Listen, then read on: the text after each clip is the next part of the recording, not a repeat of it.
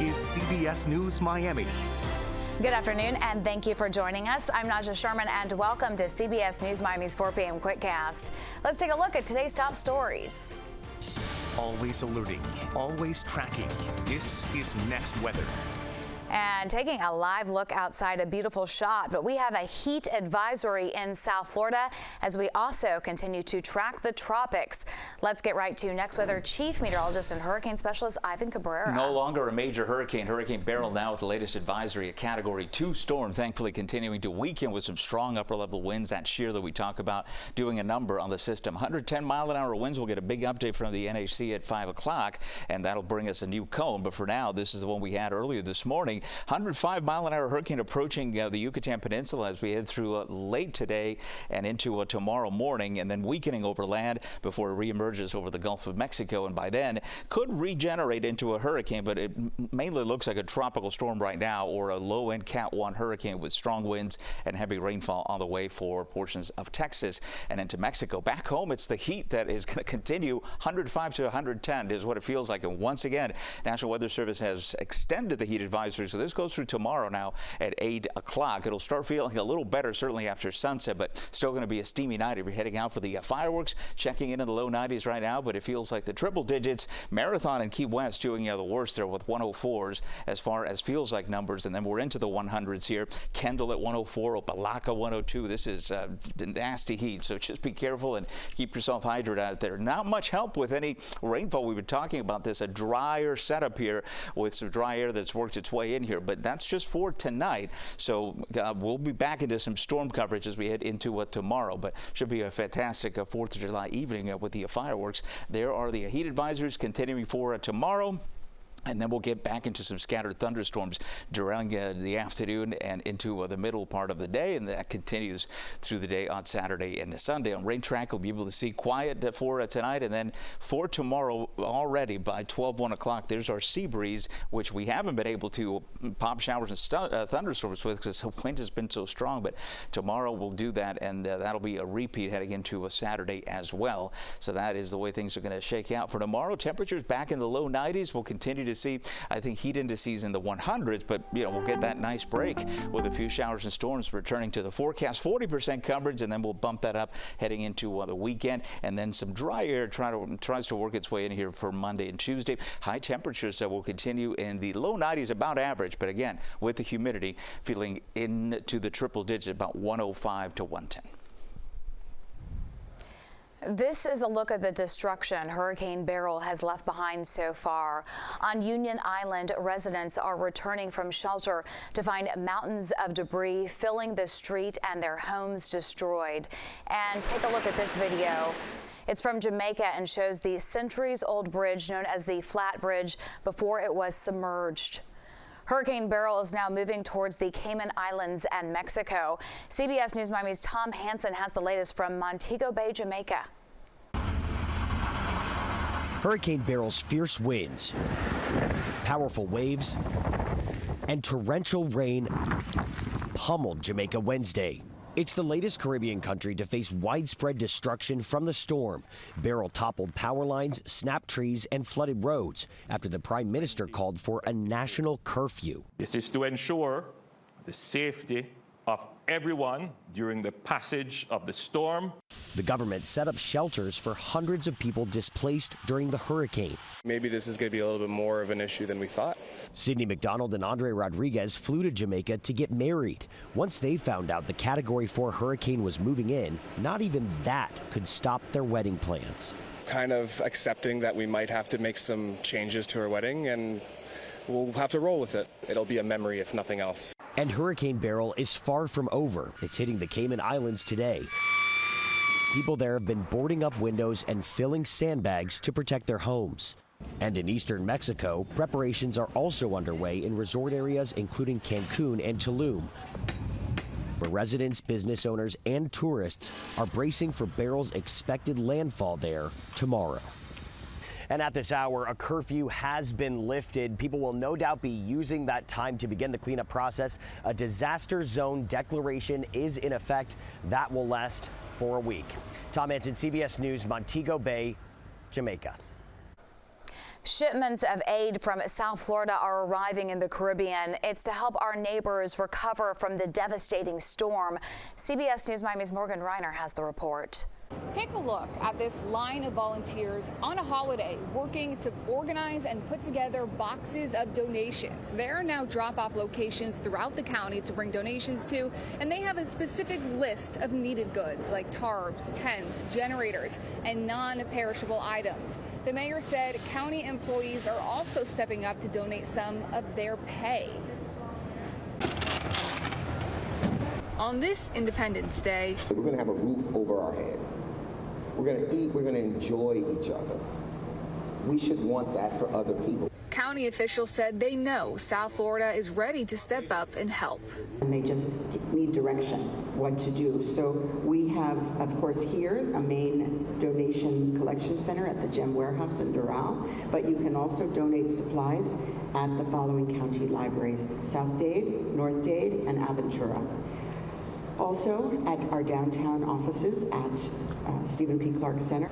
In addition to donating your own goods and donating cash, they're asking for volunteers to come here to the warehouse and put together these boxes, which can feed 2 people for up to 3 days, and it's full of toiletries like deodorant, shampoo, wipes, toothbrush, toothpaste, and non-perishable items like sausage. It also has items like this, which is full of perfume to help people feel good when they're going through the worst of times. And so far, thousands of the boxes have already been packed. We've already started shipping. And said the scale of the operation is similar to that of Hurricane Dorian. For Hurricane Dorian, we sent, to give you an idea, 30 planes and 24 ships that we chartered. Mayor Daniela Levine Cava added that the 30,000 county employees can donate in another way, too. We'll have the opportunity to donate voluntarily their accrued leave time, which converts to cash. We do this in every major disaster, and our employees are very generous. So it will be many thousands of dollars. The Consulate General of Jamaica spoke here as well, describing some of the text messages he is getting from friends and family on the island. One person described the damage to him as being as bad as it gets, a 10 out of 10. If you want to help in any way, whether it's coming here in person to donate or donating supplies at any of the locations, we will put all of the information you need to know on cbsmiami.com. In Doral, Morgan Reiner, CBS News, Miami. The Cayman Islands aren't getting a direct hit, but Hurricane Beryl is churning up the surf. You can see the waves crashing over the seawall. We talked to one South Florida man who goes to the Cayman Islands every year for a family vacation. We stay in a fairly new building. It's 20 years old, but in 2004, this building was destroyed in Hurricane Ivan, and they rebuilt it to better specifications. So we're sitting up a little higher. Restaurants and hotels across the island spent yesterday preparing. They were clearing out tables and chairs waiting for that storm to pass. 4th of July celebrations are in full swing across South Florida. For many cities, that means an annual parade. CBS News Miami's Joan Murray reports from Lauderdale by the Sea. And in this crazy world, nice to take a break during a holiday, and that's what hundreds of people are doing here in Lauderdale by the Sea. It all began with a big parade. It's a star-spangled 4th of July in Lauderdale by the Sea. Happy 4th of July! It's a yearly tradition in this town of about 6,000 year-round residents that swells in season, small in number but big in patriotism. Of course, our freedom and the greatest country that there is. Along with the usual classic cars and South Florida-themed floats, even the current famed Stanley Cup made an appearance. Kids were treated to candy thrown from the floats. I saw a lot of trucks and people who serve here, who serve in the Army and the police. Ronnie Berry brought his son. The patriotic kind of thing. Just out here having fun on the 4th of July. Get to see some fireworks later. It's just a great time.